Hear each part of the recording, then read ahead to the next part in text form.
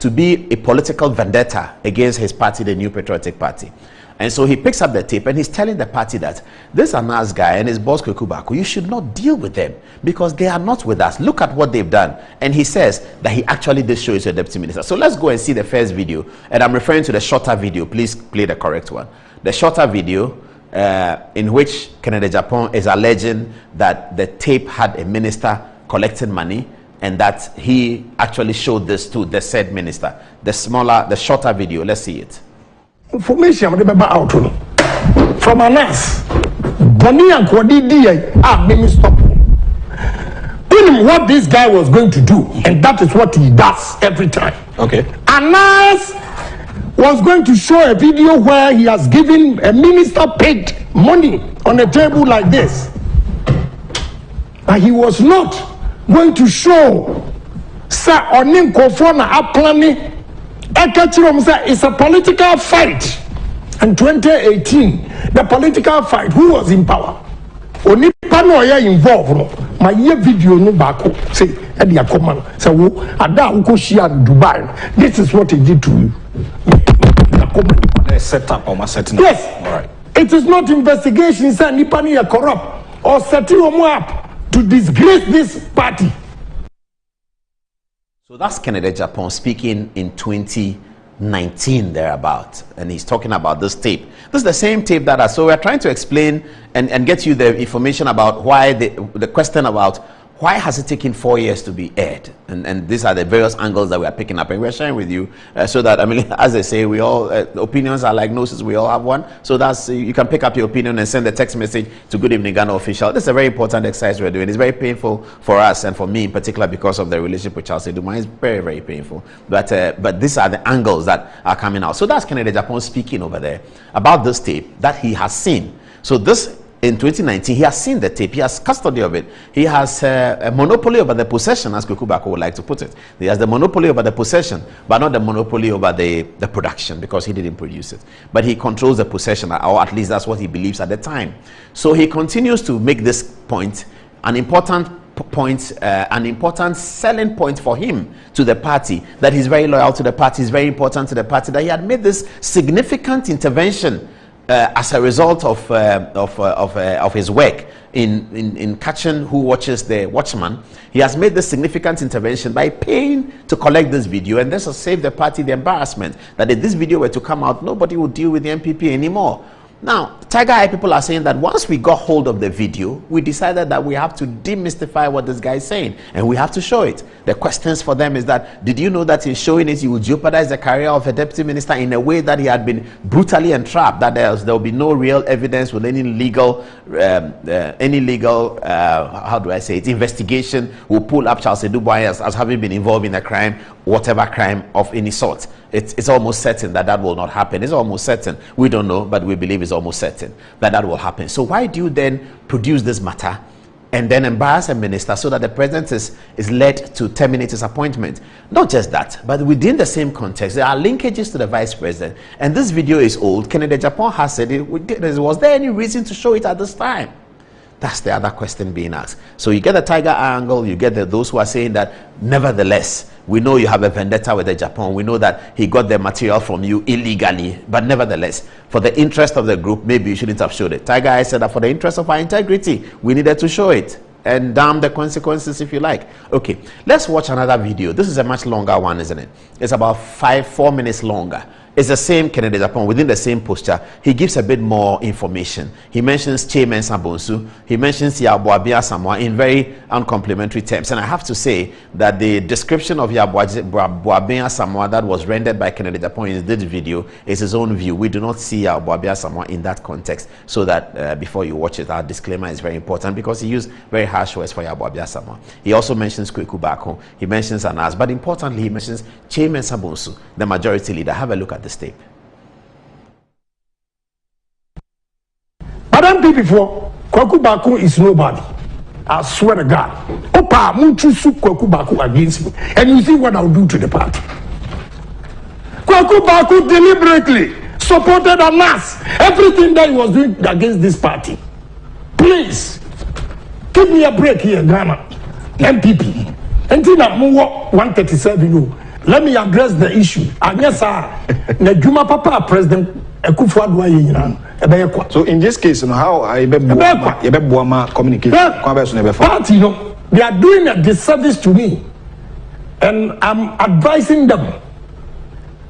So anybody, I repeat, anybody who tries, say, obegumeni masi, information out from Anas, Bonnie and Kwadi made me stop.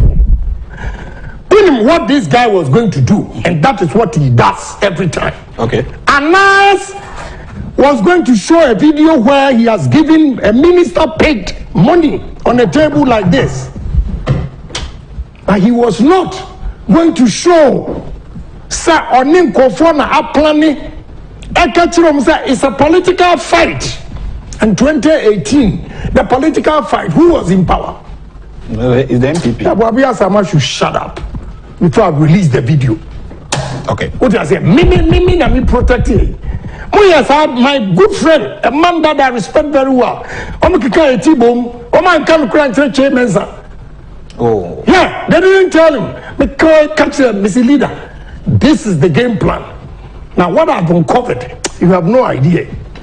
Okobisai, I'm so daddy, Yanka, Sanchra Ken.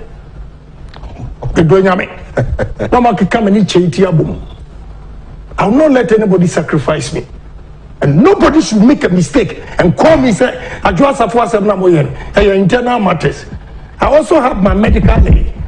I have a man Kassan today. I have but you know before. And now I didn't know person you remember out. All right. Now do you have evidence? Now me say and yes, I'm a Casamamu. Only pano involved. My year video no bako say Eddie Common. So Ada Ukoshia Dubai. This is what he did to you. Set up or my setting up. Yes. All right. It is not investigation, sir. Nipani are corrupt or setting them up to disgrace this party. And then me marry you know. You don't pardon your mistake. Now you have somewhere you know. Party will move could ditch 2024 straight. What Anas did as far back as 8th of February 2018. Now Anas as setting a ministers a businessman for up Dubai. The only person in authority and I'm person prove how I have saved this party because in the course of the investigation, I chanced on the video. Anas, actually, a coaching call for even the people themselves panic. Wow. What he wanted them to go and do to our ministers and businessmen. Onwa Arabs or farm on the street. He picks them on the street. Go and coach them to destroy personalities in this country, Africa, everywhere. That is what Anas was doing. Anas here. Okay, and some what they should ask this minister and the businessman. They panic. And Anas said, why? Why are you afraid? This is a political fight. A foolish Yabuabia Samoa. No, I would say. He said, this is a political fight. I would say. I have done it before. Anas has a political fight with MPP. Yabuabia Samoa, you are a fool. Very foolish. I'm also the very foolish. I mean, my planning, me banging, my planning. MPP for problem, mistake. And nobody can sacrifice me in the party. I'll bring the video out. Now somebody bout. Now MPP. I survived 3 months ago. Now MPP, a strong party. What this boy?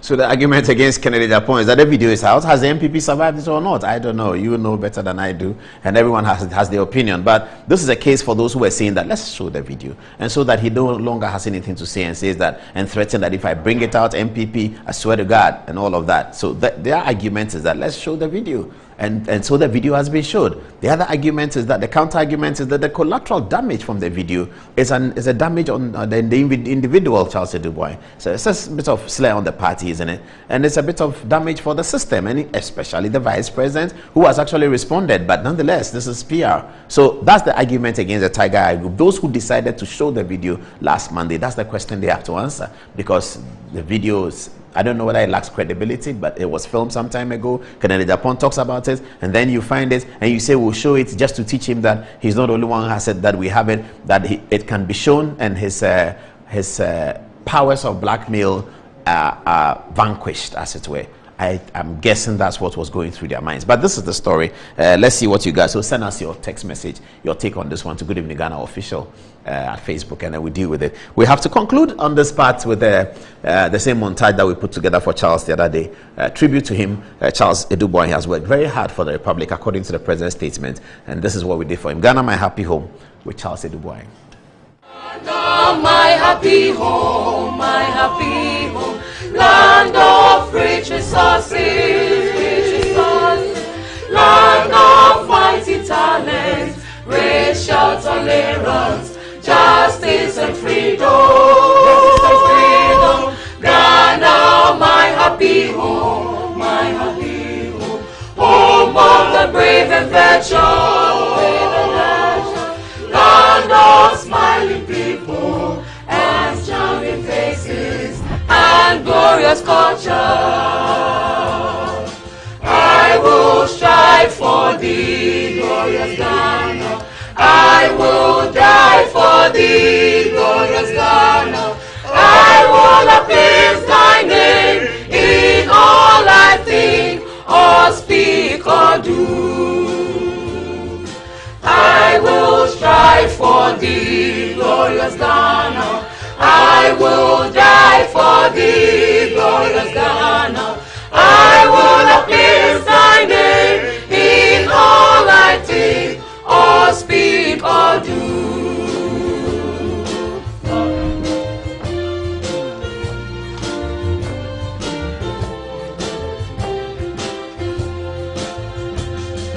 Ghana, my happy home, my happy home. Land of rich resources,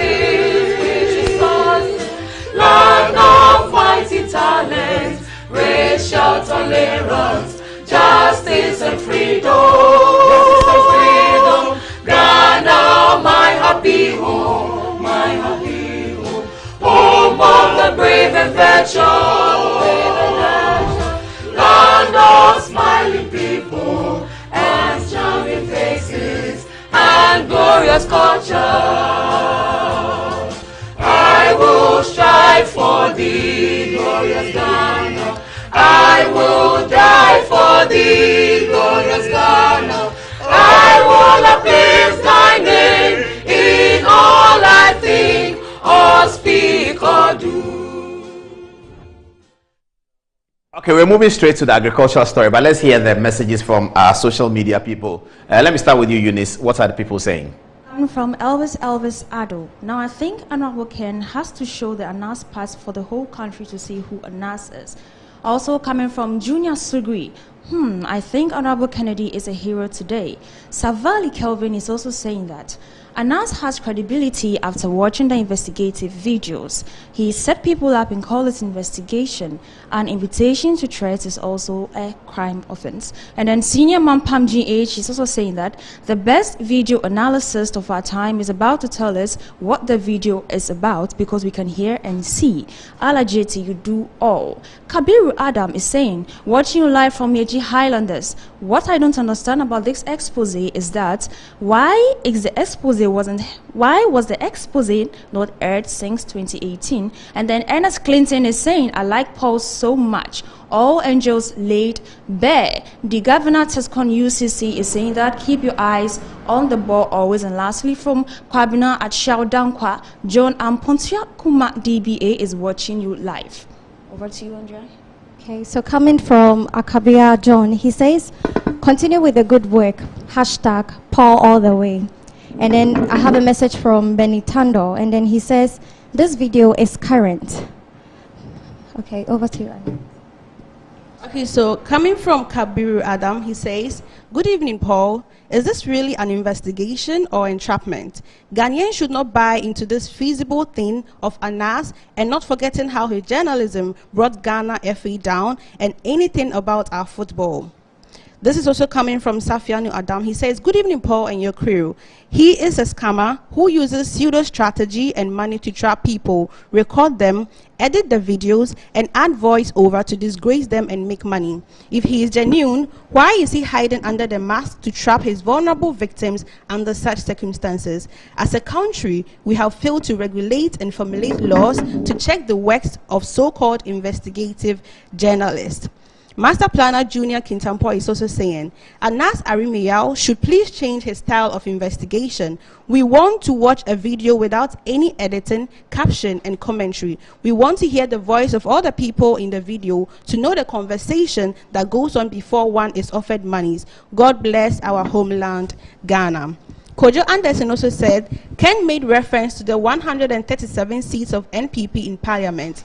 Is this really a 2019 library tape?" Thank you. Aaron Babako Kokomisa, watching us from Latabia Koshi, says, "Journalists were not allowed to enter the Chamber of Parliament with their phones. It's a clear indication of an infringement of human rights and freedom of movement and speech. I think the Constitution allows citizens to execute their work freely, provided it's legal. But asking journalists not to use their phones, to some extent, is not the best thing to do." Again, watching us from Wages says, "Good evening, Ghana. Paul, God bless you for the great insight. By the way, I like your shirt. Who designed it?" And Jabir from Tamil agrees. He says, "Paul, you nailed it. We'd appreciate it if you said which part of the editorial you liked." Alhaji Hamza Pigfam said, Truth be said, I feel sad for Mr. Edubuahin because he is one of the ministers I have a lot of respect for. But I'm also sorry that this is the second time the Vice President's name is being mentioned in such videos. I call on the Office of the Special Prosecutor to do its work without any fear or favor to do anything, so Ghanaians will see who is telling us the truth. As for Kennedy Ajapong, the least said about him, the better, but things are falling apart at the MPP and the centre cannot hold. Okay, Junior Akbar, watching us from Tabali, says, "Good evening, Mr. Paul. In fact, you and your people are doing great for this issue. I think our party has to be very careful, but no matter how it is, we believe in Dr. Baumia. He is very clean and he will continue to be clean. The MP movement is a serious movement." And Ahmed, watching us from Tabale, says, "Since Rawlings has been making accusations and has never..." This is a very poorly worded message. We encourage you to not insult people when you send your messages. Albert says, "Mr. Paul, Kennedy had this video, but he hasn't shown till a date. So what makes Anas and Kweku Baku think Kennedy will blackmail the party? I would choose Kennedy over Kweku Baku." And lastly, again from Albert, he says, "Mr. Paul, what Anas is saying is not true. How can Kennedy Echepon blackmail his own party? Kennedy solely defended Nyantichi's issue." Paul, take over. Okay, so this story is not ending. We can continue on social media. But you see behind me a lot of plantains. Where are the plantains coming from? Issa is here to tell us about this. So, Issa, this is an initiative of the Ministry of Agric. Everybody was on your case that food prices are high in Accra and they are low in the hinterland. Why don't you do the transport? So, what do we see here? What is this? So, these are stacks of plantain from Agogo. Agogo, in Ashanti? Yes. You brought them from Agogo to Accra? Yes. Okay. So we brought them from Agogo to Accra, and we said that we are doing a pilot program. So we started from the Agric Ministry premises last week Friday, and we overwhelmed with the crowd because. So is it free? Not free, but highly affordable. And this is what we call the farm gate price, because we as a ministry has facilitated the transportation by supporting farmers. This time also we are able to cut the middlemen from the system. Yes. And so it's direct. So we just want to show Ghanaians that yes, Ghana is going through financial difficulties, economic challenges with the fuel prices and all that, but if the Ghanaian can be half kind, much as he's profiteering at the expense of the good people of Ghana, we can. Okay, let's see the videos. Okay, the videos are showing. So walk us through this video. So this is where. So this is the Mufa premises. Your office. That was Friday morning after we had offloaded. So the truck came from Agogo and dumped it. But is it only plantain? No, not plantain. What are the other things? You have yam from Dambai in the Oti region.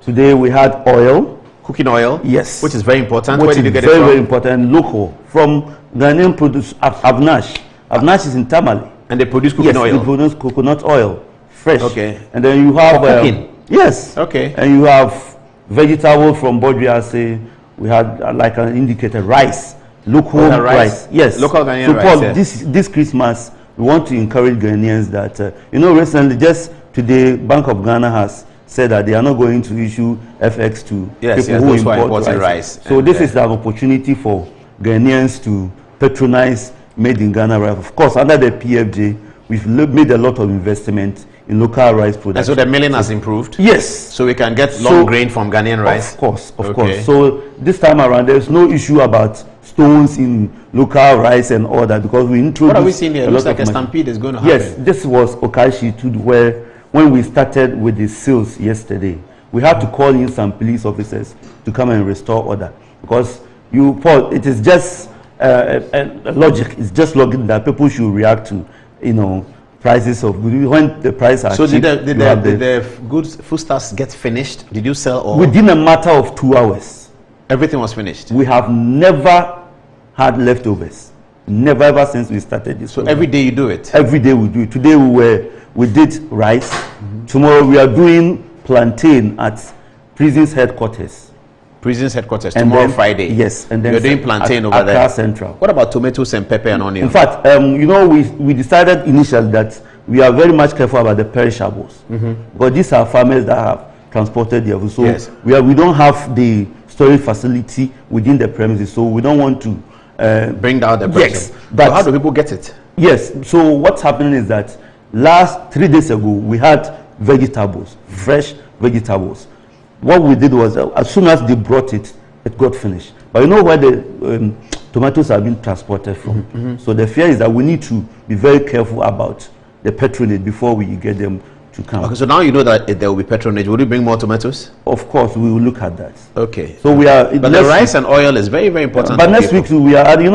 Former president said we should be eating gari and beans and all that. Yes. So next week we are bringing. What are you doing? Beans, and gari, and then maybe maize from very Techiman. Healthy. Yes. Maize and beans and gari from Techiman. Yes. And then the plantain will be there to become ripe. Yes. And we can have cocoa and beans. Exactly. They call it red. Exactly. I like it. Yes. It's very delicious and it's healthy. Very and local. So should we clap for the Ministry of Agriculture? What should we do? Should we say it's too late? Why have you wasted so much time? No, Paul. The ministry as an institution has no business engaging in buying and selling of food items. But no, we are talking about an emergency situation. Yeah. We are not in normal times, as our president has always said. So we were like, when we visited farms last 2 weeks, we realized that the food are so much available and very much affordable. So we said, what can we do as a ministry to be able to transport these food items from the production side, and also to demonstrate, Paul, more importantly, to demonstrate to Ghanaians that, look, the foods are available. There's no need to panic. Some of these high prices are due to speculations. Yeah. You remember last 2 weeks, you hear even somebody will just tweet, cooking oil is 10,000 Ghana cedis. Yeah, somebody said 200 cedi exactly. Plantain. You see, these are speculations. So what we are trying to do here is that once we show people that, look, plantain can be that cheap, rice can be that affordable, okay, yam can be that cheap, despite the economic challenges, we are also expecting that the market will respond, and they have started responding. Since you started delivering the foodstuffs, the market is responding. Yes, today I heard that in open markets, big tubers of yam are going for 20 Ghana cedi. You wouldn't find that. What was it a month ago? Month ago, you have it more than 40 Ghana cedis. I see. Yes, so. And you think based on your intervention, the market is responding well? We don't want to sound too confident about it, but we see that gradually they may respond, because we just have succeeded in telling Ghanaians that, yes, despite the economic challenges and the petrol and all that, we still look at the mathematics and realize that it will cost about just 7 cedis to transport yam from Dambai to Accra. And we are talking about bulk storage, transportation, not just one. So when you tease out just one bunch and do mathematics with it, you'll be getting it wrong. So are you buying it from the farmers and selling it? No, what we have done as a ministry, that we are not using ministry funds. to do this. These are Ghanaians who are already into plantain transportation. What we have done as a ministry is to create the environment for them, the market, and facilitate their movements from the production side to Accra. Facilitate their movement means what? You give them petrol? No, we don't give them petrol, Paul. You see, like I indicated, if you transport plantain from, let's say, Bodi, you should have gone through about 3 middlemen. Okay. All these middlemen add their profit margins to the ultimate products. What do the middlemen provide? Transportation? They do the loading and all that. Okay. The cost of everything from those areas to Accra. What we have done as a ministry is that we said, look, these are from farm gates. You are taking the plantain at 5 cedis. Okay? So we just add all the costs. Let it arrive at 10 Ghana cedi in Accra. But we are looking at bulk.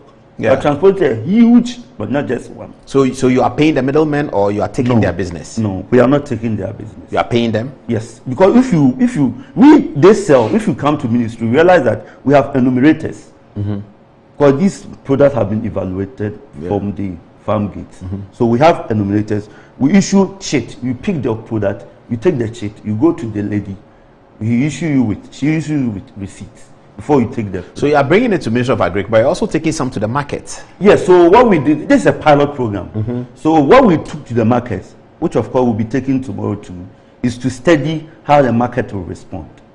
Okay? So when it goes to the market, who do you give it to? We give to market women and then ordinary Ghanaians. So those who are coming to buy. Yes, if you see the video, you realize that yes, you have some market women. And Paul, it's difficult to predict if that market woman is also into plantain, trading, because they are all market. It could be. So you sell it to the market women, and you also sell it to customers. Yes. At same price. No, we don't expect them to sell to customers. So you are selling to customers. We are selling to. So the market women who are buying from you, you treat them as your customers. Yes, we sell to Ghanaians. What if they buy an onward sell and therefore add a markup onto it? Paul, that is what we are appealing to. We want to appeal to the conscience of the market women. Look, when we started this, Guta said we were inciting, Ghanaians against them. But we said no.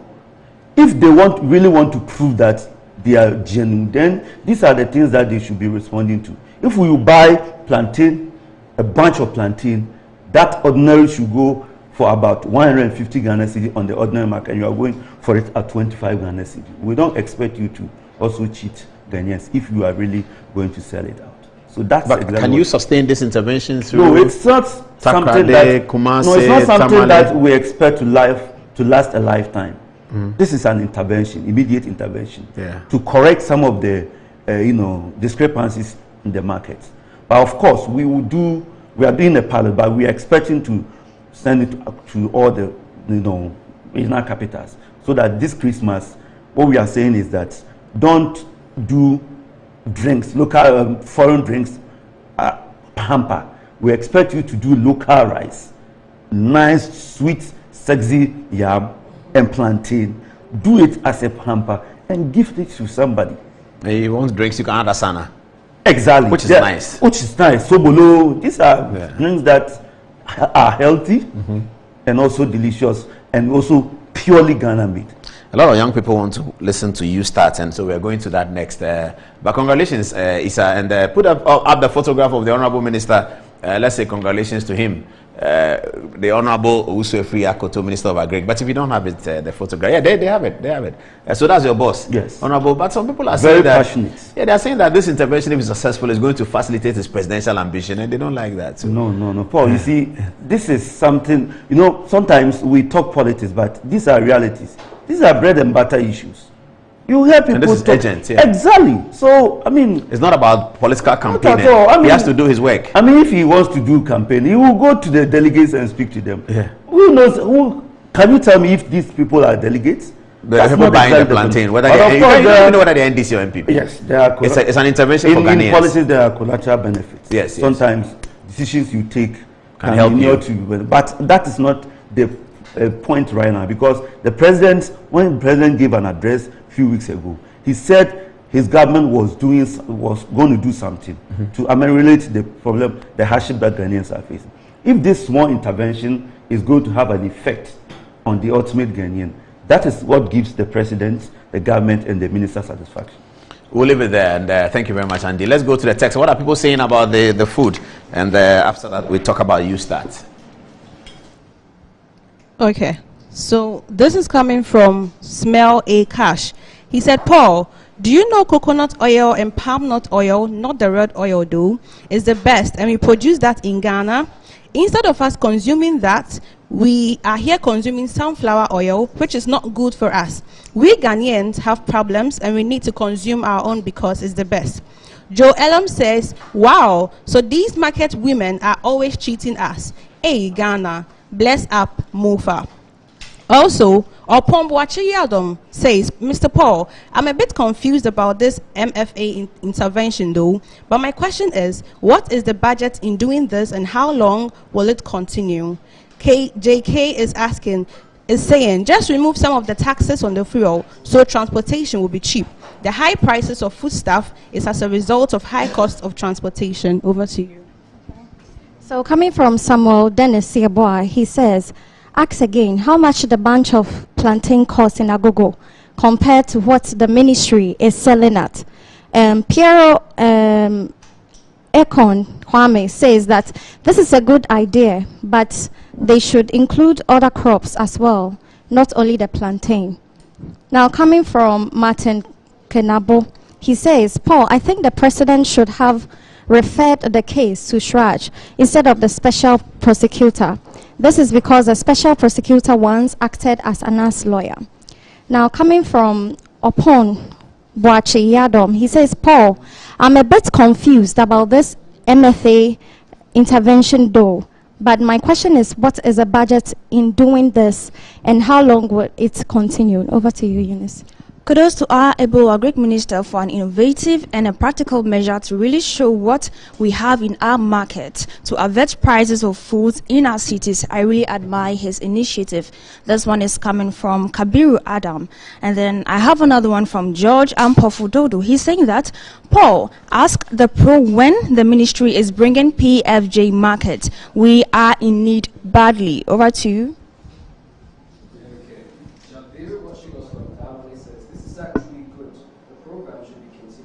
December. Master Plata Junior Kentempo says, I can confidently state that Honorable Afriya is the best Greek minister in the history of Ghana. Records are there to show in his first term, he took the Greek growth rate from 2.9% to 6.9%. That is over 100% increment. Today he's brought smiles on the face of many Ghanaians through this Pep Guardiola tactic, he says in quotes, in agriculture. God bless him abundantly. Now Edward from Dome has a suggestion. He says, I'm rather disappointed in MOFA. All what they need to do is devise a means of helping the farmer with transportation so the price can be regulated by the use of scales as is done in other countries. Francis Fuller, watching us from Elembele in the Western region, says, good evening, Paul. Please tell him that we need some of this in the Western region. Paul, take over. All right, thank you very much. And we are now delighted to welcome to the studio for our first time Kosi Yankee, who is going to help us understand what YouStart is. Kosi is Chief Executive of Small Ghana Enterprises Agency. Ghana Enterprises Agency. That's a new name, isn't it? Yes, that's the new name. Okay. All right. So we heard about YouStart in the budget 2 years ago, isn't it? That government was going to create a platform and a major intervention for young people to receive resources to facilitate their own ideas into a business. Yes. So what then is YouStart? Really, YouStart is what the name stands for, YouStart, with the U really representing the youth and asking or supporting them or building them to start their own businesses. Over the years, if you look at the statistics and the dynamics across the world, there's a lot of need for interventions to support the youth to be able to create employment, to be able to start their own businesses. So the idea was that government was looking at different ways in which they could support the youth of this nation. There have been various interventions that come up, but this time we wanted to look at a different pathway to supporting the youth and really pay close attention and be intentional in how we provided that kind of support. So the YouStart then was a vehicle that has been designed to support the youth to start, grow, and build their businesses. So what are the components? So there are really three main components of that. We're looking at how do you create or provide them with knowledge to be able to start a business. So you see there are a lot of youth who have skills. There are those who want to start something, they have an idea, but they don't know how to go about it or where to go.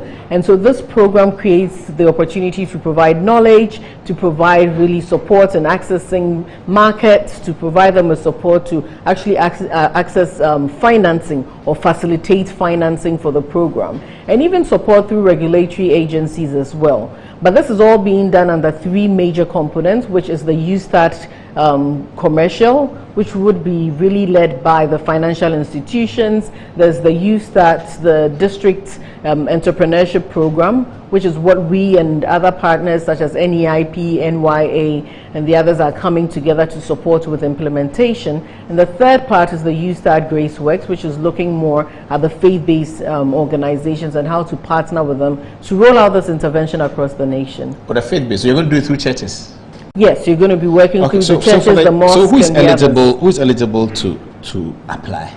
Really, I mean, as I mentioned, this is really a youth intervention. So when we are talking about who's eligible, we're looking at people within the ages of 18.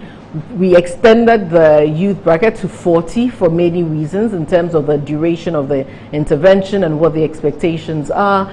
And then we're looking at those who might have finished because of the nationwide spread and because of the types of interventions we've had in the past and the need to also kind of spread it across the youth population. We decided to look at those who might have finished BEC and never been able to move on but have a skill set and want to start something. We're also looking at those who have skills, right? So there are those who've gone through vocational skills and didn't move on to the next level, or they have that skill set and they haven't started, so they're eligible to apply as well. There are those who want to start a business, they're eligible to apply. Those who have even youth-led MSMEs, right, who need some form of support to grow, accelerate the growth of their businesses. So that's what we are there to provide support, and those people are eligible. The goal is as much as possible under the YouStart intervention to target 1 million people to be able to access some form of support. And so we phase that out into various phases to be able to make it more So by the end of the first round of the program, you would have supported 1 million people? That's by the end of the entire project, we would have supported 1 million people. Okay, so I finished university. I studied archaeology. I want to get into a pure water business. My skills are that I can read and write English, and I can present data and stuff like that. Am I eligible? You are eligible, actually.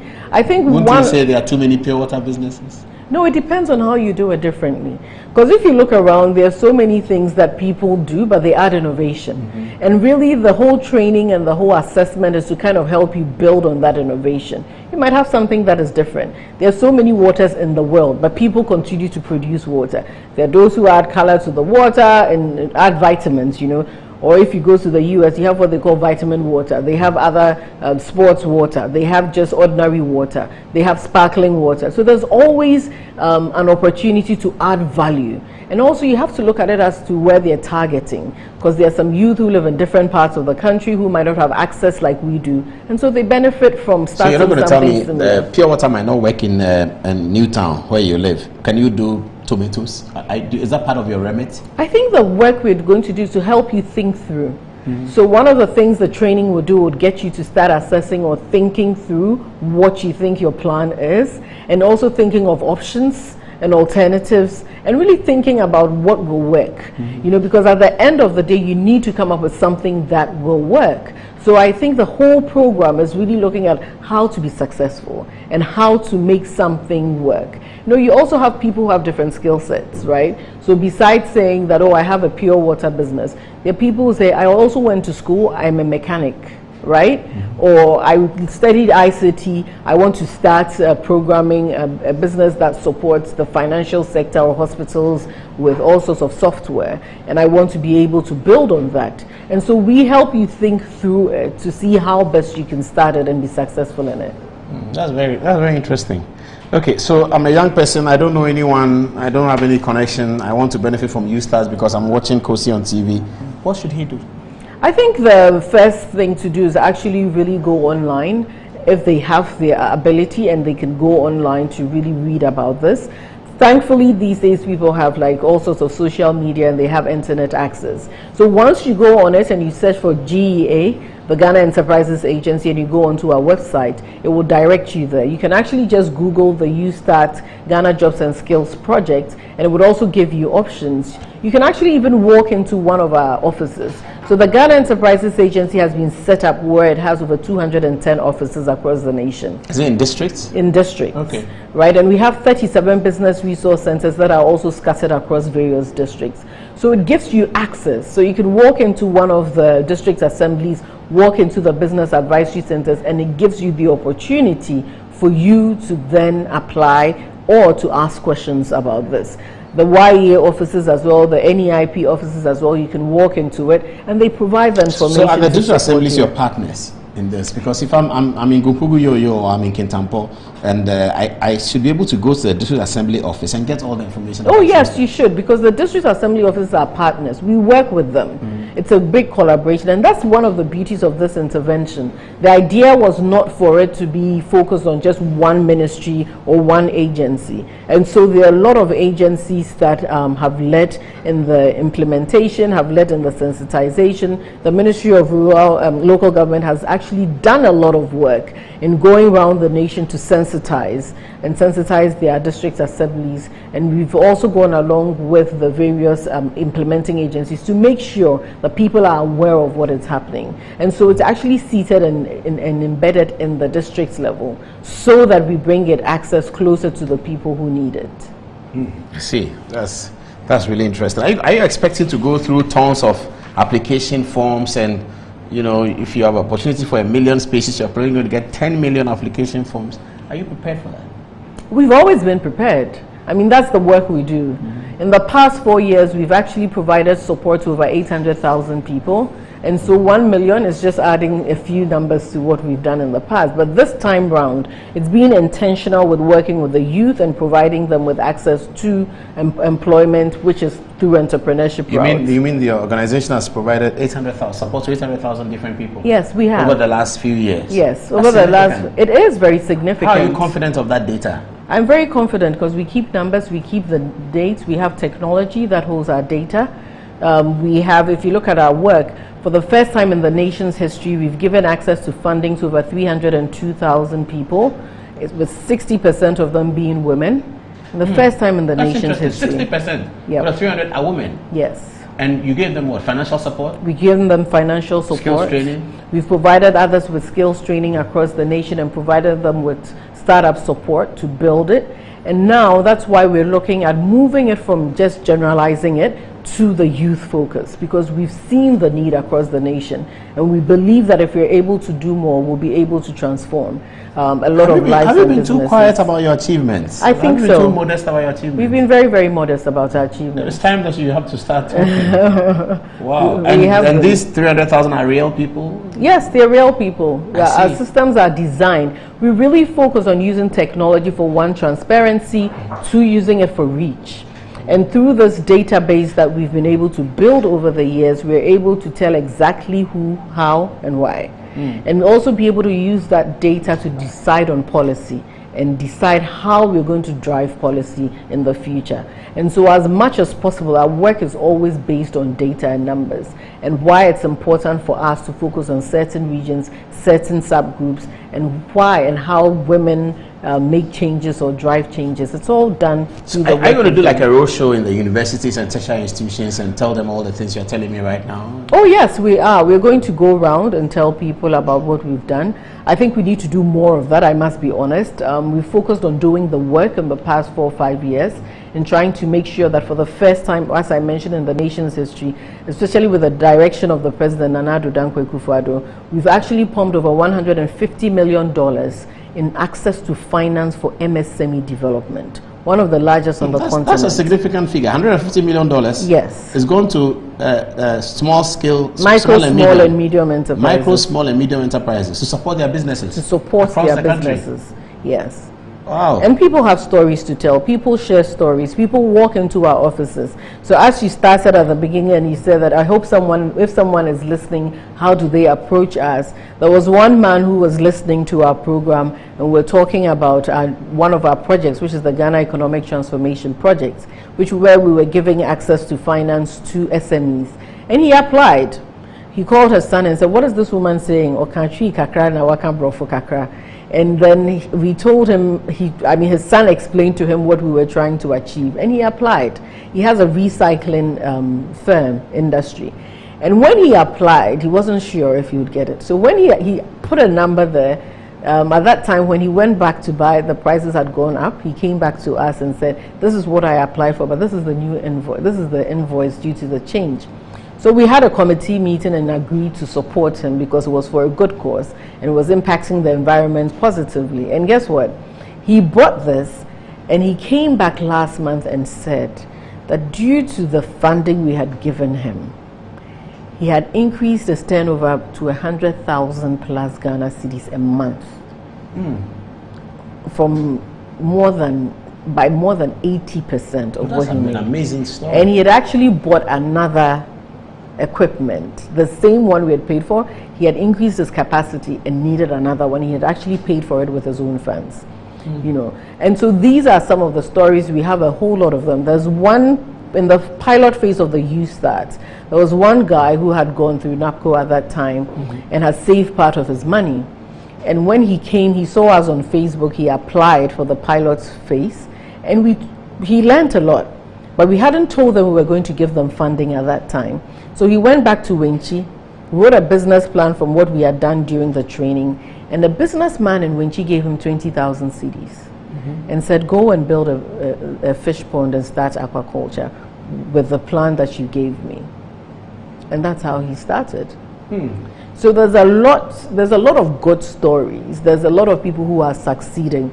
This evening I just got a call from a person with disability who we've supported, and he was like, I'm very, very grateful.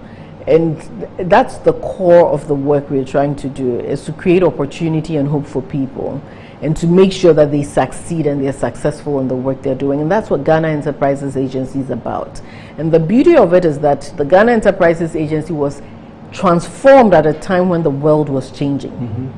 And it met a situation that had to bring hope and bring about change. And all this was through the vision of the president, through the vision of the Minister of Trade and Industry as well, who led and supported us through this transformation. So what the number somebody can call, so that I hear you talk about websites and all that, but people want to just make a phone call and talk to somebody and say, this is my story, can you help me? What's the number they can call? So our number is 0302 0302 74 74 77 77 77. Okay, so viewers, the number to call, give it to your friends, 0302 74, and the rest is 7. So 74 7777, 74 and 4 sevens, 0302 74 and quadruple 7. That's the number to get Kosianki and her team on. I think it's an amazing story. We need to do a lot more with you to tell the Ghanaian people what you have done with the real stories that we have. Do you like to say anything at the end? No, I just want to give the opportunity for Ghanaians to be successful. One of the things that we've done over the years, one of the things this government has done, is to really focus on supporting the private sector. And by supporting the private sector through the Ghana Enterprises Agency, has been providing knowledge and information and providing the opportunity to access funding in ways they've never done before. And I believe and I know that the YouStart intervention, especially this first phase, would really focus on creating that opportunity for the youth to take advantage of, that will transform their lives, will transform the families, and really transform the economy of Ghana. That's all I have to say. Somebody almost asked, the 150 million you talk about, did it also go into capacity building? No. It all went into funding? It all went into funding. Oh, I see. And that's how we were able to fund 302,700 persons. Yeah. Wow. That's amazing. Okay. Thank you very much, Kosi. Do you have some questions for her coming up? Okay, let's take them very quickly. Okay, so someone has a concern. This is coming from Master Planner Junior Kintampo. He said, please ask Honorable Aye for me. Is there something wrong with the application platform? Many people are calling me and complaining of some challenges. I'd be very grateful if she could confirm to us whether it is working effectively or fully operational. And this is also coming from Welbeck Isiama. He says, my challenge is that many of these schemes have always been enrolled by successive governments. However, the results have been abysmal. Why don't we select, say, strong 50 entrepreneurs in the country doing very well so they can get financial support or tax rebates from government with the intention of creating jobs or reducing importation of some products? Thank you. Okay, so coming from Naomi, she says, I'm a lecturer in Family and Consumer Science Department in UDS. It will be very helpful if you could get us on board with the YouStart program. We have a lot of students with business ideas, but they need guidance to start and sustain their business. And also coming from Allswell Kwashi, he says, fantastic delivery by Kosi Yankee. I suggest because of your target, the various tertiary institutions should be visited and more insights should be shared with them. Thank you. Osman Sadiq, should I continue? Yes, please go on. Okay. Osman Sadiq is also sharing his appreciation. He's saying that this and more is what we need. That is what I have. Angela, you have a message? Okay. Uncle Kofi Asante, watching us from Nungwa, says, why are Ghanaian products more expensive as compared to? Why are Ghanaian products more expensive as compared to that of China mall goods? The Ghanaian traders are wicked and insensitive to us. They make us pay 10 times profit. They make 10 times more profit than the normal. So Guta should stop fighting for only the members to start fighting for Ghanaians. He again says, Mama Kosi Yanka is a splendid CEO. She's so calm and ready to help anyone who approaches her. Very hard-working CEO with deep knowledge on the job. May God bless her and lift her up. I wish all the CEOs were like Mama Kosi Yanka. I just contacted her and she was very ready to help me. She educated me and directed me to the appropriate office, and I'm very thankful. And Junior Akbar lastly says, we prayed for this YouStart to help and boost a lot of Ghanaian businesses. Our government will continue to put the good people of this nation first. Okay, that's from Junior Akbar. Over to you, Paul.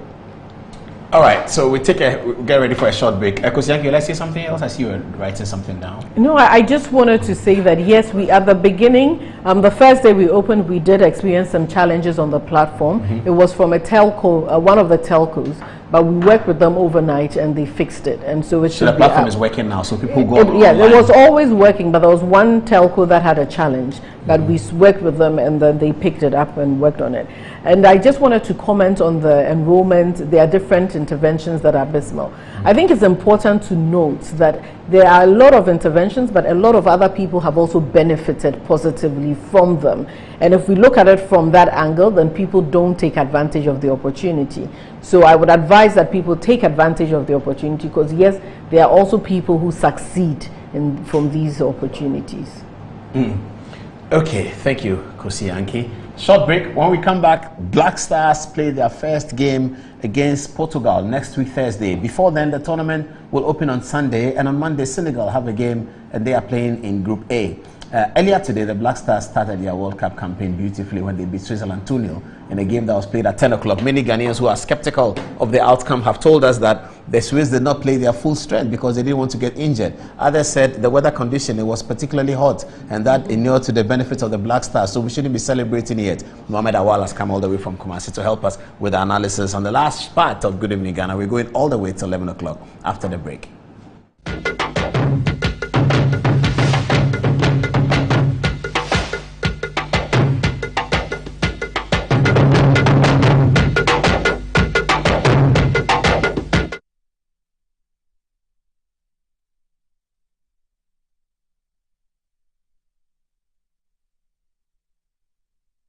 That's a beautiful dash there by number 7, who's got only the defense to beat. He looks around, the goalkeeper is coming close to him. Lovely dash, he strikes! And it's in! It's a goal!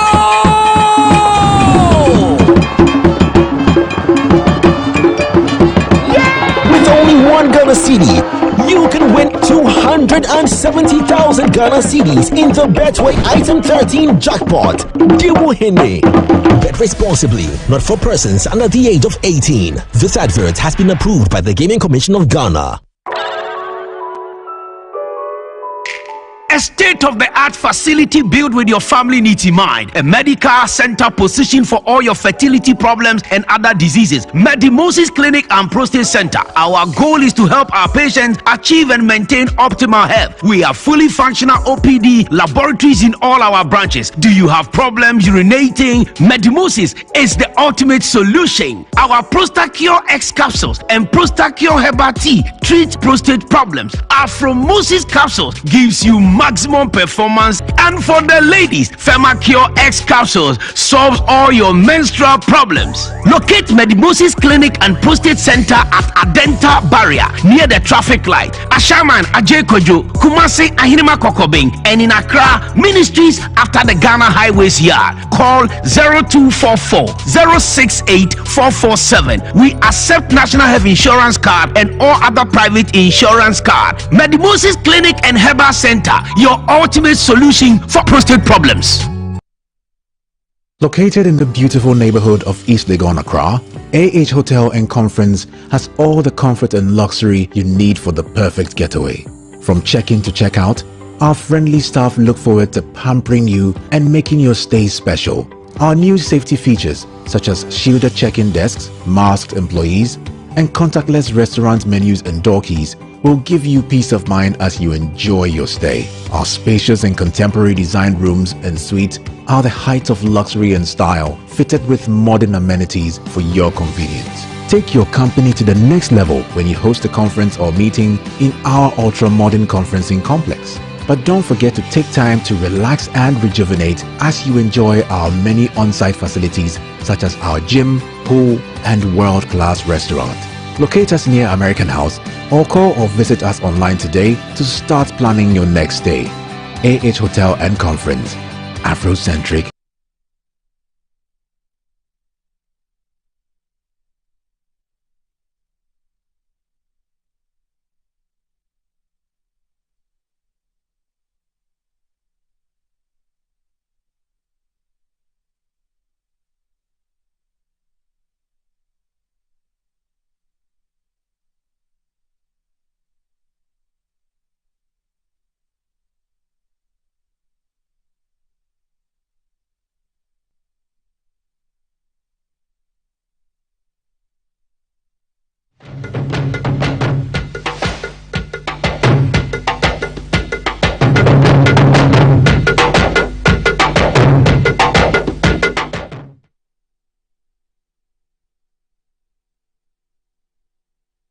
All right, so now I'm in my jersey, isn't it? Welcome back to the show. The Jama people can come. They can come and sit down, no problem.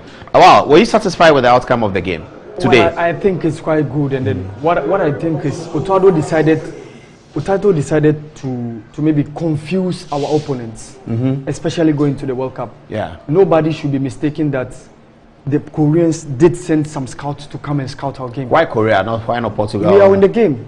The Portuguese also sent some scouts. Apart from that, the guys also. But the whip starts with our regular team. The Thomas Partey play.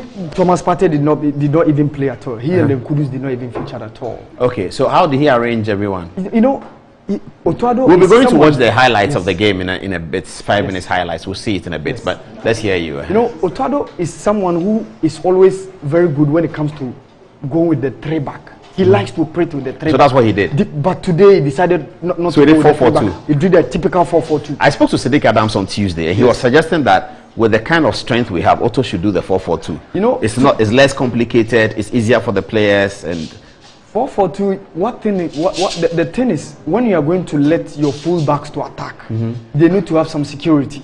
In the sense that you need to have some of the midfielders to drop it back and help those centre backs. So this gives them the security.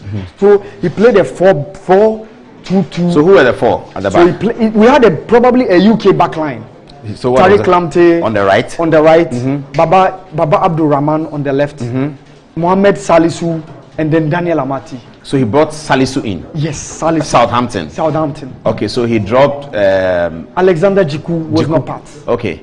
So he paired Salisu and then Amate. Did it work? Yeah, it worked perfectly. Well, but the threat from Switzerland is not significant, is it? You know, it's a friendly game and everyone is testing his strengths. The Swiss coach Murat Yakin decided even not to put a striker within the game. He decided to use a false 9 in the shape of Zerdan Shakirin.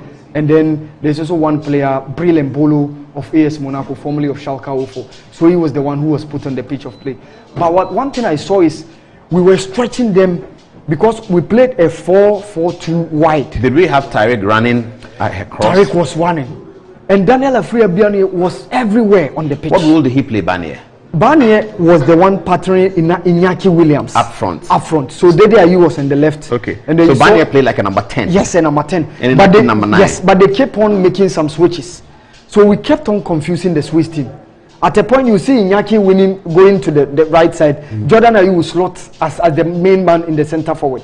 Dede will be on the left. At a point, you will see Barnier being the main man. What should excite us about this game? Is it the opponent?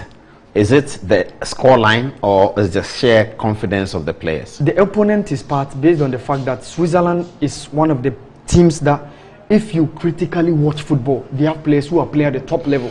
Okay. Their goalkeeper Jan Sommer is one of the top-notch goalkeepers for Borussia Mönchengladbach in the Bundesliga. Team that has one of the top midfielders in the English Premier League, in Granit Xhaka, who happened to be the captain for them, Arsenal.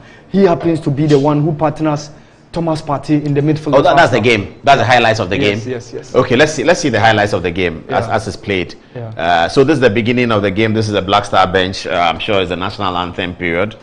We don't have commentary, do we? Okay, so we can talk about it. So the game, the Black Stars stand up in a white jersey.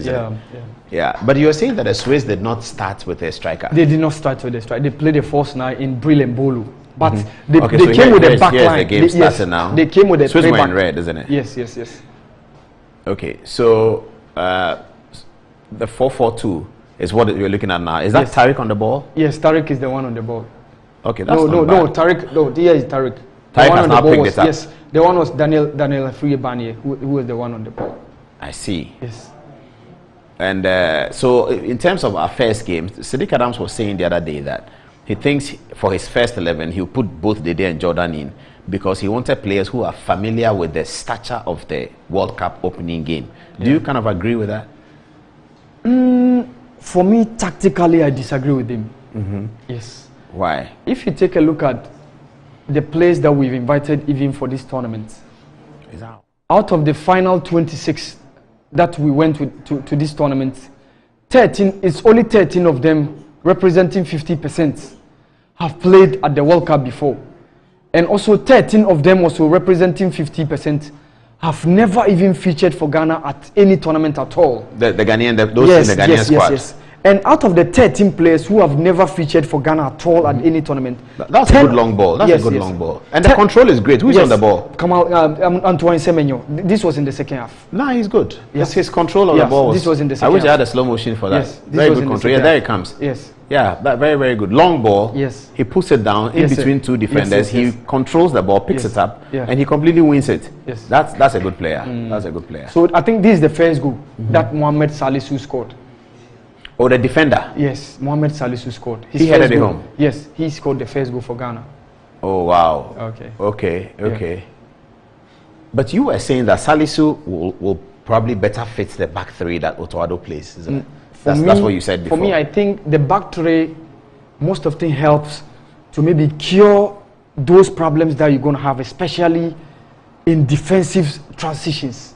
Because if you are under attack, what it means is those wing backs will quickly join the three, so you form a 5-man back.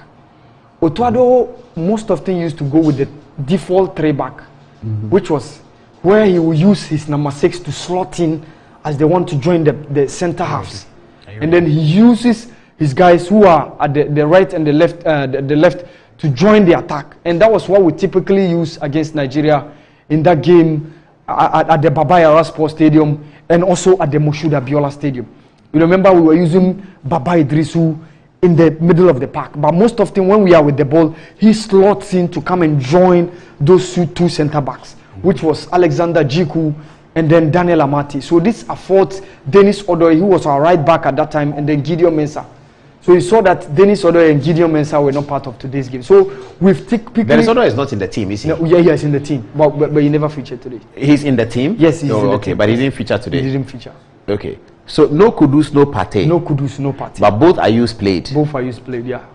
And we left the game with no injury at all, isn't it? Yeah, no injury. Okay, so we're waiting for the second goal now. Is that it? Yeah, that's the second goal. Who's on the ball? Kamaldeen Sulemana. Oh, that's a good run. Yes. And then Antoine Semenyo had this one to cross on from that's a good goal. one. That's a good one. Yes. I'm watching it now. I kind of agree with those who said the opposition was not that formidable.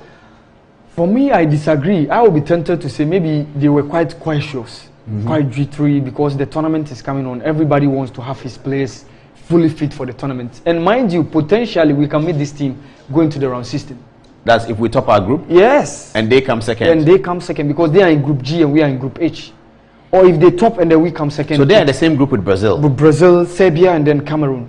Also, Cameroon is in the next group? Yes. So potentially we can meet Cameroon as well. Yes, that one was also a potentiality. Everyone anticipates Brazil will win that group. Yes. So no one wants to be second in this group. Because if you are second in this group, you meet Brazil.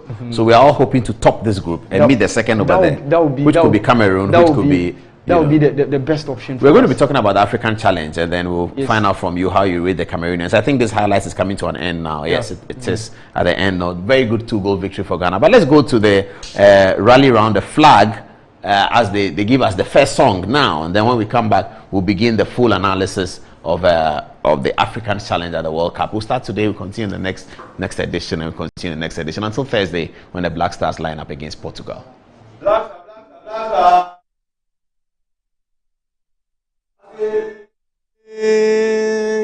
Blasters,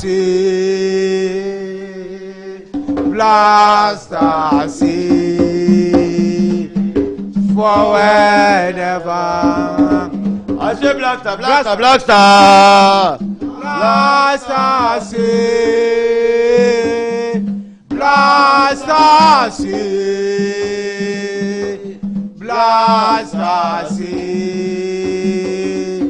forward ever. I say fly, oh fly, Ghana fly, fly high, fly, Ghana flag is fly. I say fly, oh fly, Ghana flag is fly high, fly, Ghana flag. I want to say everybody raise the Ghana flag high. I want to say everybody shout the Ghana flag high. Hey, I say God bless our homeland Ghana. Hey, economy, yeah. God bless our homeland Ghana. Hey, economy, yeah. Hey, God bless our homeland Ghana. Hey, economy, yeah. God bless our homeland Ghana. Hey, economy, yeah. Hey, Black Stars, forward ever, Black Stars, forward ever. Black Stars, how you go,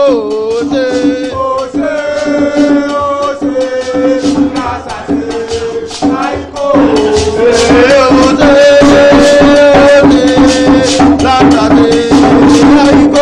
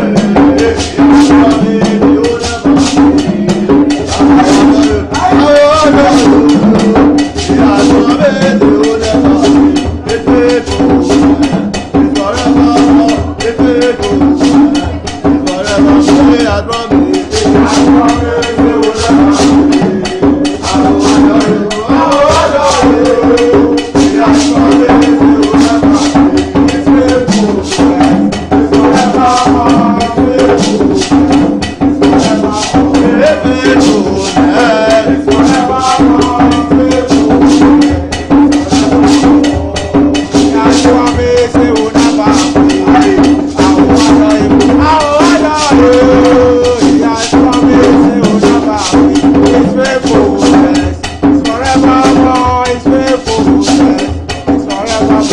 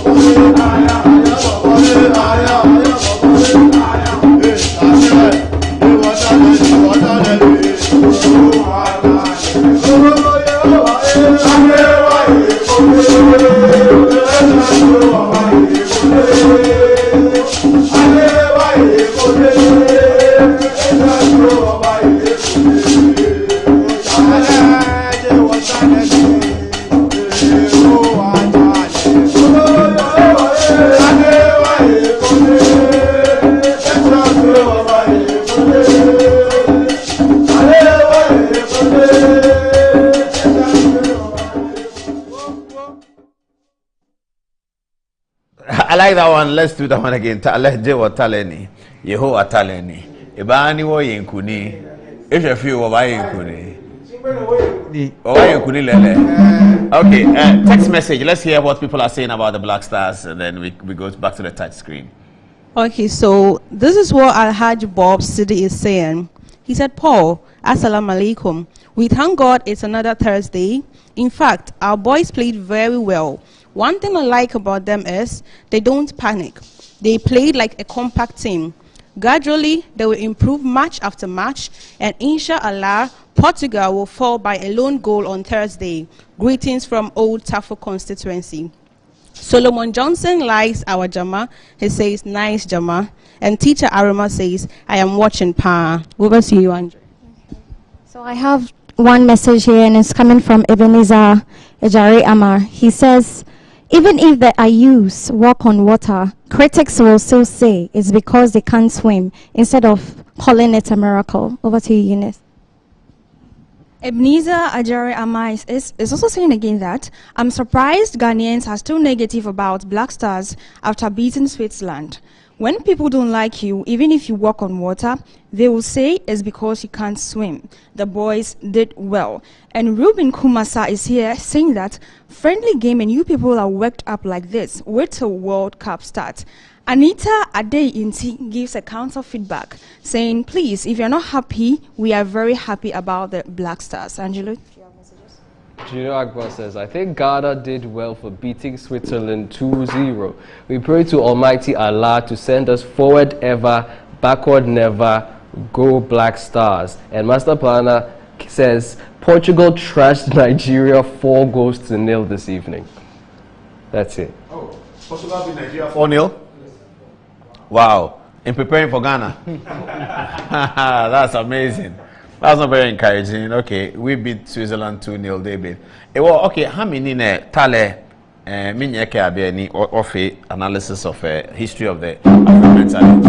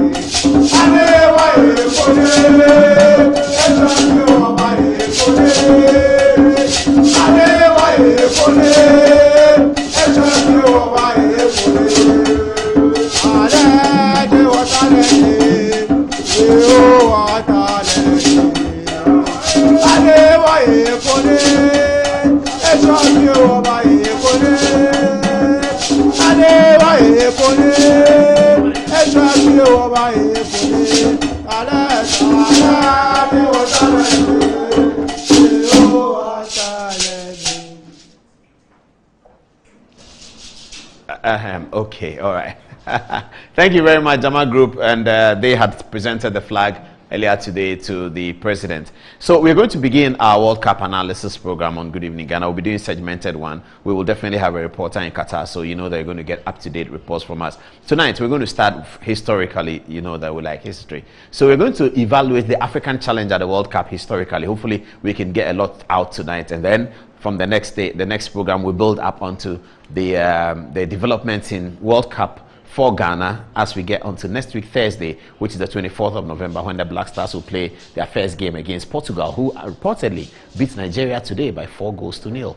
All right, so let's start, Awal. You begin from the 1978 World Cup, which was hosted, I believe, in Argentina. Argentina. Yeah. But you know, Paul, the first World Cup to have an African representation was way back in 1934. Mm-hmm.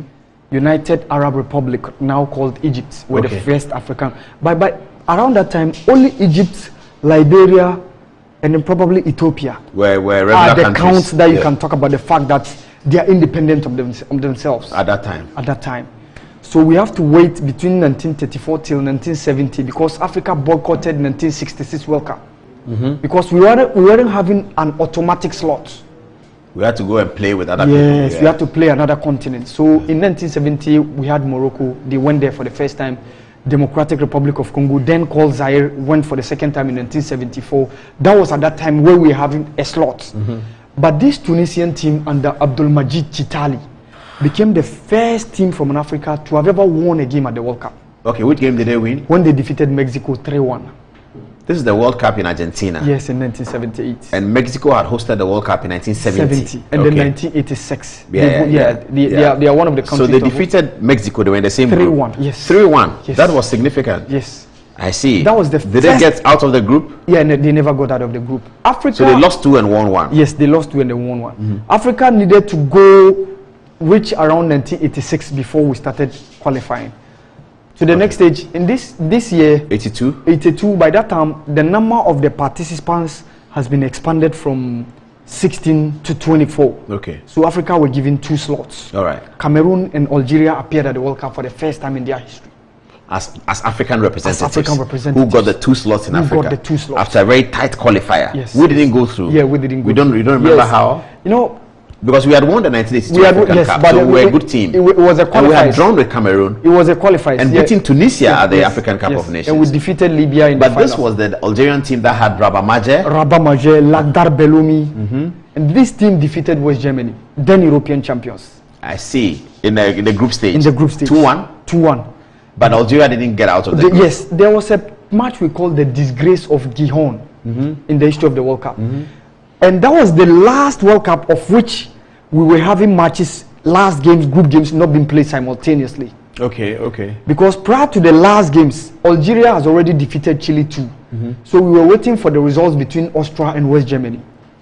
So it was probably, in the quote, I should say, a fixed game. No, say that again. Algeria were in the same group with West Germany. Chile and Austria. 4. Yes. And the last group game, Algeria were playing who? Chile. They were playing Chile. They defeated Chile. Okay, after having defeated Germany. After having so that was going to defeated- give them 4 points in those days. Yes. It wasn't 6 points. It wasn't 6. It was 4 Yes. points. Okay. So they won against Algeria. They won against West Germany. Lost against Austria. And then won against Chile. Then how come West Germany qualified with So that was Austria? the last game that West Germany fixed together with Austria. And what was the scoreline? 1-0. Austria won 1-0. West Germany defeated Austria so that they go along with them. I don't understand it. West Germany defeated. Okay, so West Germany were our competitors. Yes. I mean, if Algeria qualified, West Germany wouldn't qualify. Oh, I see. That's a big one. Yes. This is 1982. The tournament that West Germany went to the final. Yes. Yeah, they were And they lost defeated against 3-1 Italy. by Yes, Italy. Italy. And that was the reason why the next World Cup in 1986 in Mexico, FIFA decided that third group games should be played simultaneously. Because it was widely believed that it should not be predetermined. Germany, Austria was Yes, a problem. It should not be predetermined. Okay, so Germany were running the risk of exiting in the early stages. If it had ended in a draw, Germany could have probably been out of the competition. Oh, I see. Yes. Okay, so that was Algerian challenge. Yes. Let's now come to 1986. 86. Where Morocco did the yes, Morocco the became deal the first country to get out of the group. And they didn't do only that one. They topped the group. Yeah. Who were they were with England, Poland, and then Portugal. Yes, I remember. This was the England team that was having the likes of Gary Lineker, the likes of the late Brian Robson was there. Brian Robson was there, and then all those guys. Then this former Liverpool. Did Morocco beat England in that group? No, they drew, and then they drew. They drew 2 games. They drew 2 games, and then they won one. the last one. I think. Yes. 3-1. I think was the scoreline. Yes. Oh, so that was the time that the FAR Rabat team were dominating on the continent. Yeah. Mohamed Timouni won the African best player, and then Badou Zaki won. Badou Zaki, yes, I remember him he was too, also part of that squad. Yeah. So Morocco and then Algeria were the 2 representatives of Africa in that competition. In 86. In 86. So this was in Mexico. In Mexico. So Morocco became the first country to get out of the group. How did they exit the tournament though? They got eliminated by West Germany. Eventual runners-up again. Oh, I see. Yes. Their group mates that they drew with when they met in the that was the group mate of Algeria. Algeria or the other one? 4 years ago. Okay, this one Morocco was with England. You said yes. And West Germany beat them. And West Germany went to the final. West Germany went to the final. Lost to Argentina. They lost against Argentina. Under Carlos Bilardo. Let's get to 1990. That's the big story. Big one. Yeah, the major story for Africa in the World Cup. It was such a glorious time. You see, it was a beautiful time to be alive as an African young man. Stephen Tautau is here. Victor Deep. Yeah. You say Betty Nebouele. They became nicknames in Pusek. They became nicknames for everybody. Oman B. Francois Oman B. Yes, is here. Then you see and Thomas then the big one, Roger Miller. Yeah, Roger Miller. And then there was Eugene Keke. The guy with the double name. Imbo. Yeah, Mbombo. Yeah. That was a great team. Yeah. And who was in post for them? Thomas and Tomo.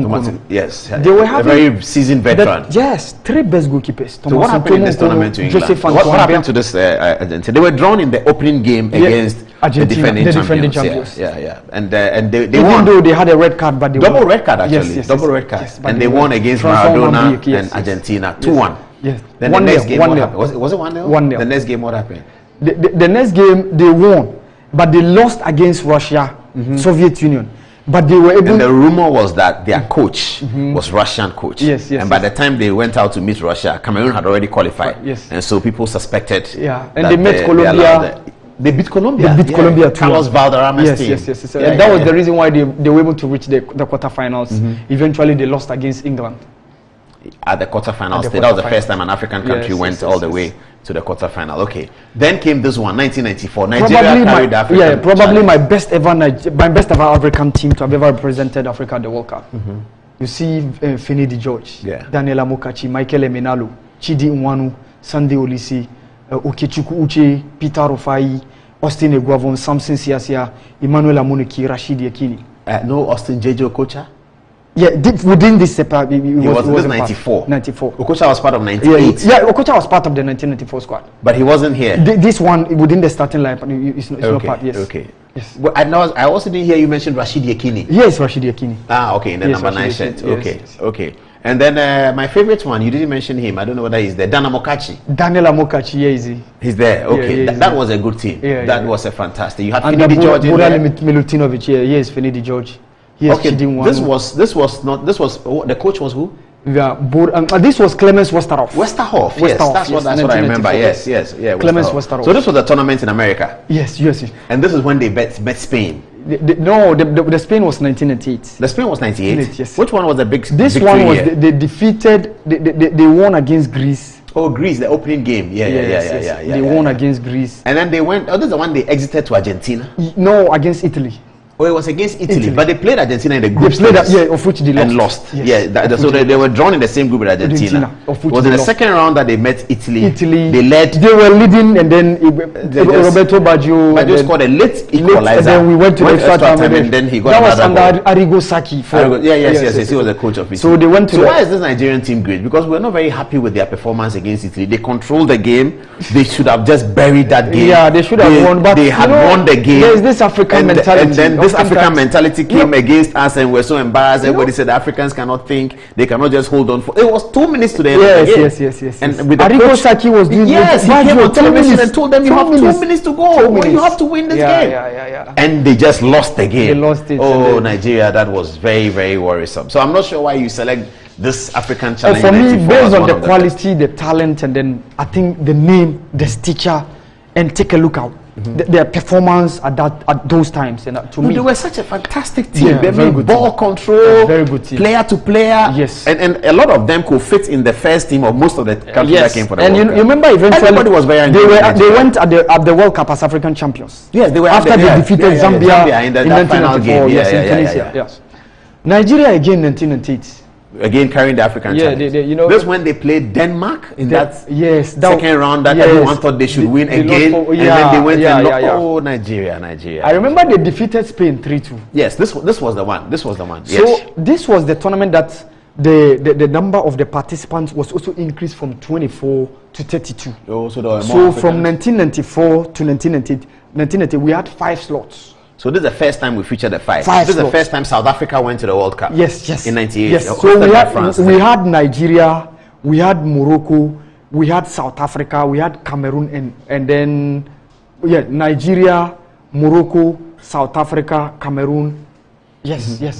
These were the 5 nations.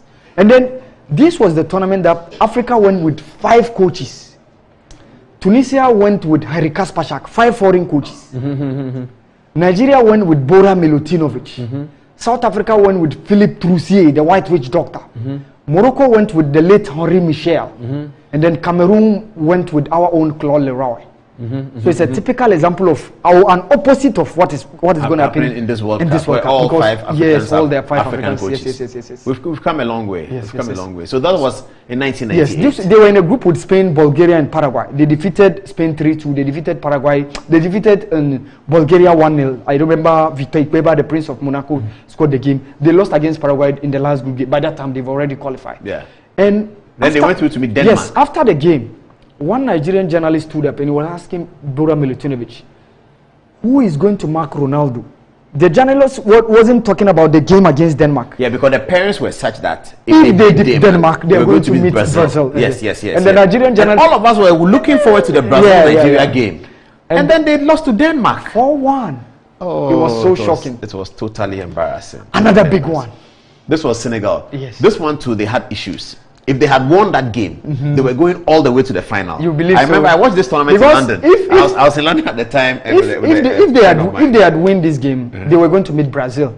Yes, they were going to meet Brazil. With the current form in the tournament, Brazil were scared of Senegal. You think so? Everyone knew that. Brazil were having that quality. But if they had won that game, they would have gone to the semi-final. Yes. They would have been the first African country to, because this is their first time of the World Cup. They went straight to the quarterfinal. Yes, they defeated. They were such a great team. They defeated France. And then you remember the game they played against France, the opening game? Yeah. Betty Pele was the match commissioner. I remember that. We were all very excited about that. I remember. The opening game. The match was played, I think, morning getting to the afternoon. Yes. It was. This tournament was in South Korea. Yes. Japan, Korea. Yeah, Japan, Korea. Yeah. You saw Ferdinand Kohli, you saw Kalilu Fadiga, the late Papi Bouba Diop, Papi Malik Diop, Lamine Diatta, goalkeeper Tony Silva. What is El Hadji Diouf. Yes. And the Moussa Ndiaye, Salifou Diao. They were such a great and the current team. coach Aliou Cissé. Yeah.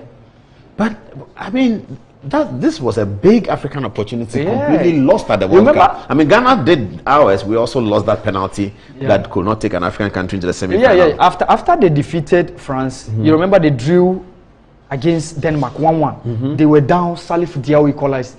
They played 3-3 against Uruguay. They were up by 3-0, and then the Uruguayans came back, and then it ended 3-3. So with one draw, with two draws, and then one win, it was good enough for them to go through. And they defeated Sweden 2-1. Henri Camara scored those. Then in the quarterfinal, they went to Turkey. So that's where the problem was. This was the last tournament that we had golden goal. Oh yes. So Henri Camara, I think last and only for the World Cup stage. Yes. So after Henri Camara scored, we had the golden goal, and then they went through to the quarterfinals. And then they lost to a golden goal. Yeah, a golden goal against Turkey. Ilhan Mansis.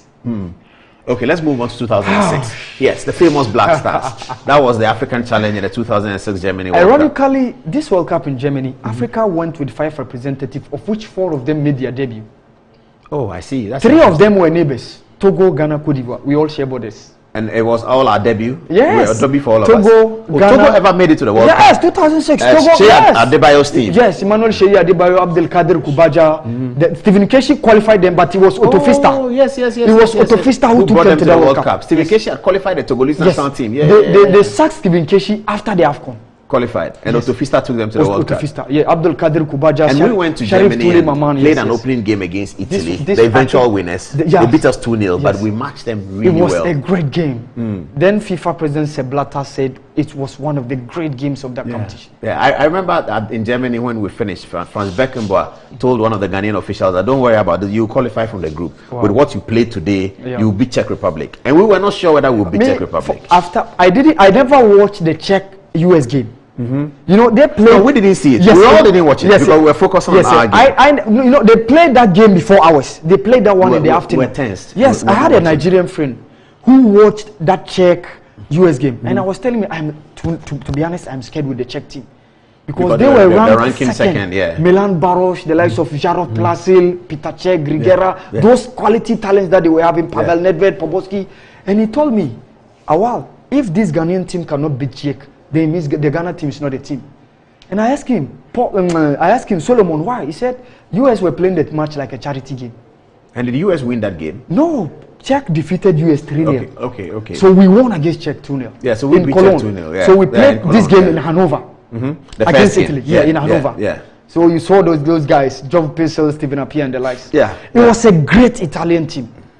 But our game against our play against Czech was super. Yeah. We beat Czech and beat the US. Yes. How did we end up second in the group then? You know, Italy had 7 points. Now Italy was in our group. Yes, Italy defeated us 2-0. They drew 1-1 against USA, and they won 2-0 against Czech.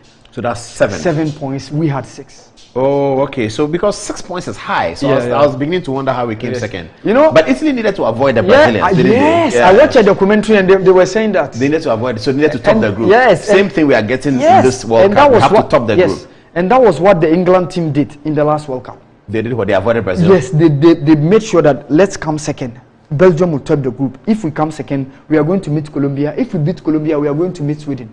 And that was good enough for them. And the path was easier. Yes, that was good enough for them to reach the semi-finals for the first time in 28 years. Yeah. Because the last time they were in the semi-finals prior to the last World Cup was way back 1990.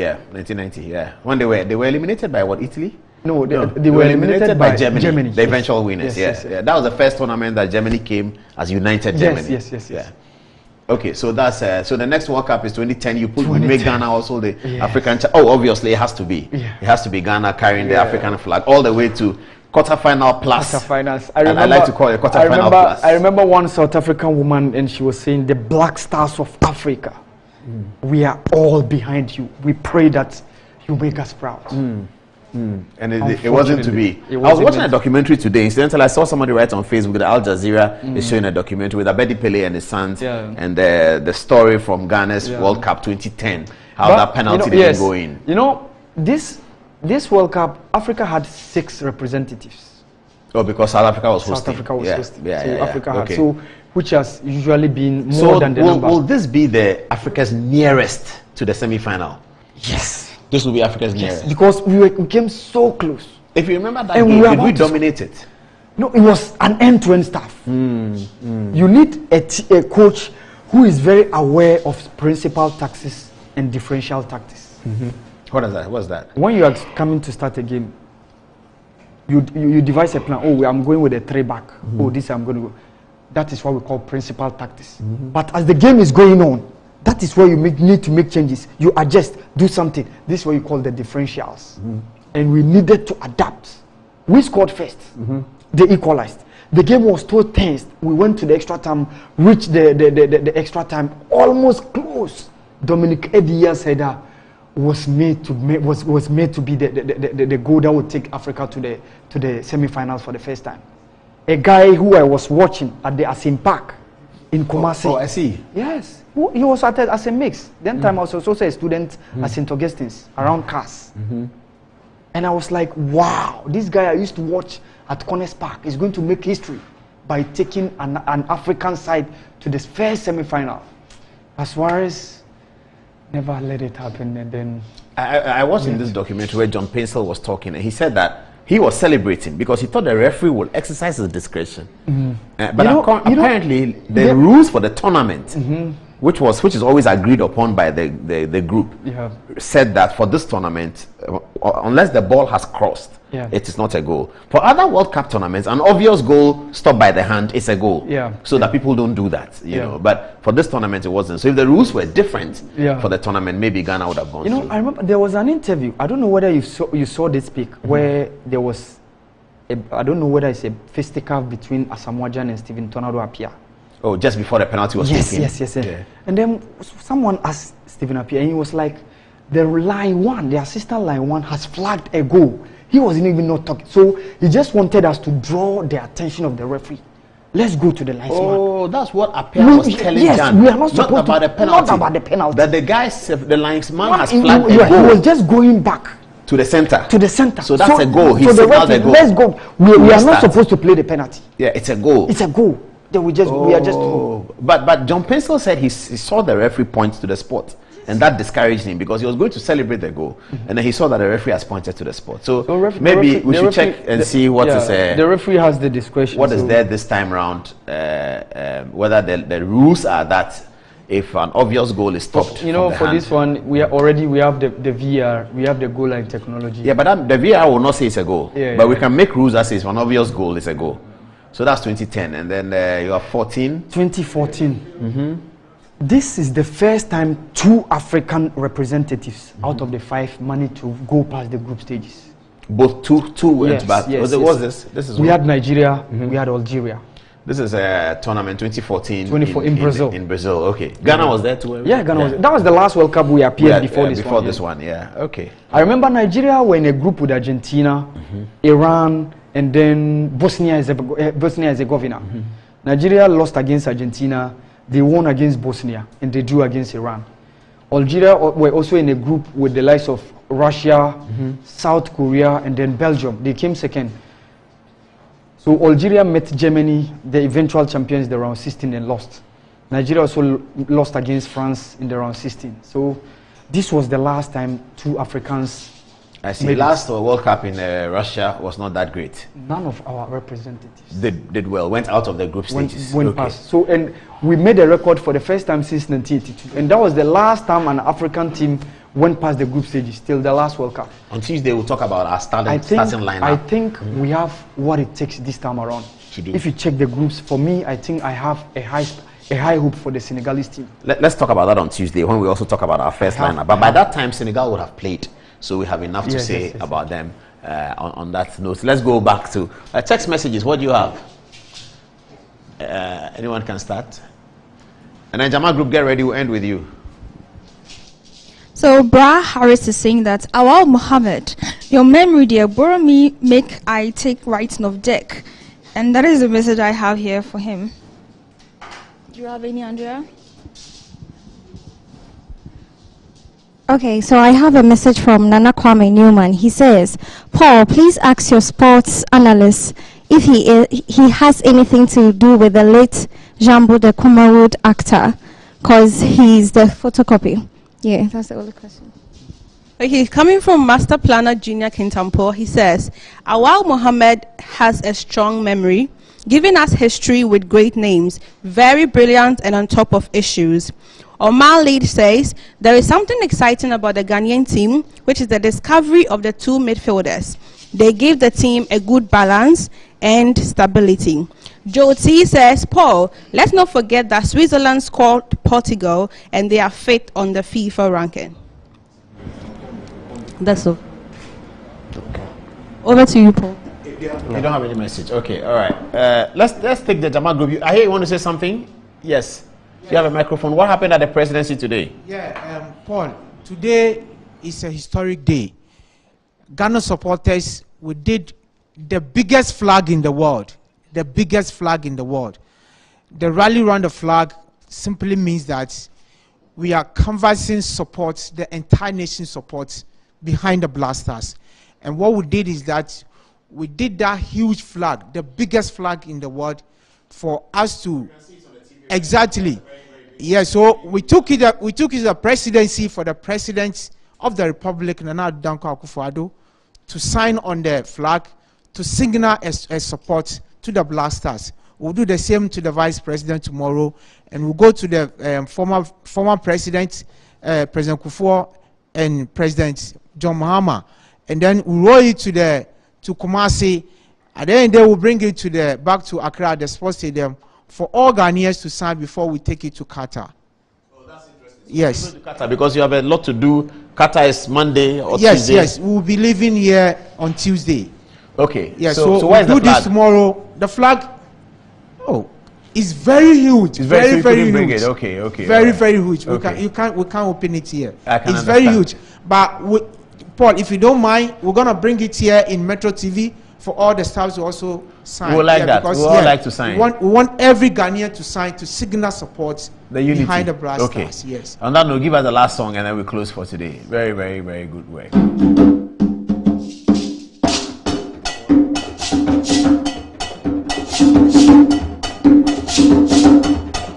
Hey, God bless our homeland, Ghana. Hey, God bless our homeland, Ghana.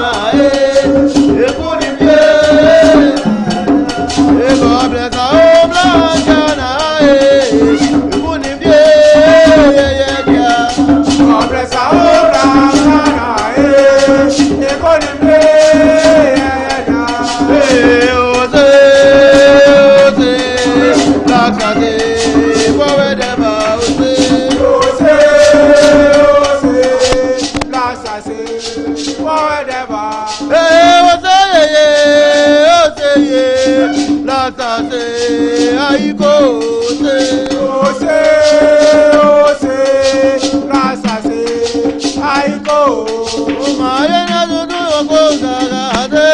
Ghana blasa bedi kunyama ye Ghana po ejo na mi bedi eni ye bedi kunebo Ghana blasa bedi kunyo God bless us. God bless our land Ghana ekonimbe ya ose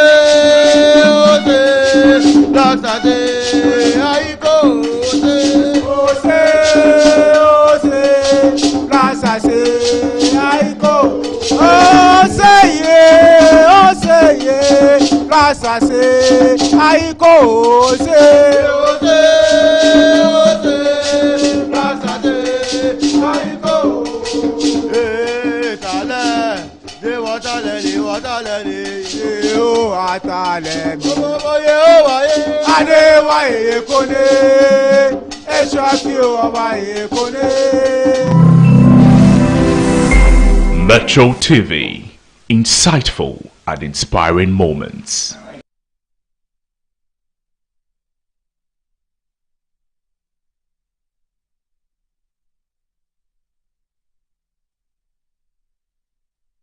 Lena Landio, Ghana's #1 casino game. Aviator Al Landio of Betway Airport. Betway, for the love of the game. Bet the responsible way. Regulated by the Gaming Commission of Ghana. No under 18. Terms and conditions apply.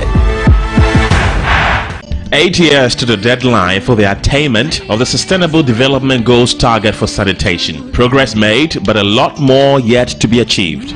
I cannot, deceive myself to say that it is all well with us in this municipality. We have serious challenge. We have broken down boreholes and the pipes are not flowing, though you see them standing. Solid waste and liquid waste management is also a very big problem to us. Across all 261 districts of the country, the push is on to reach the target. Almost every community in Asokoro Mampo has a dumping site. There is a compost site. Metro TV, insightful and inspiring moments. Has Christianity always been one of the religions in the world to you? Oh, hallelujah. Praise God. Christianity is not a religion, neither is it a joining of a church and doing the Christian things like praying and giving and so on. Hallelujah. Christianity is the outward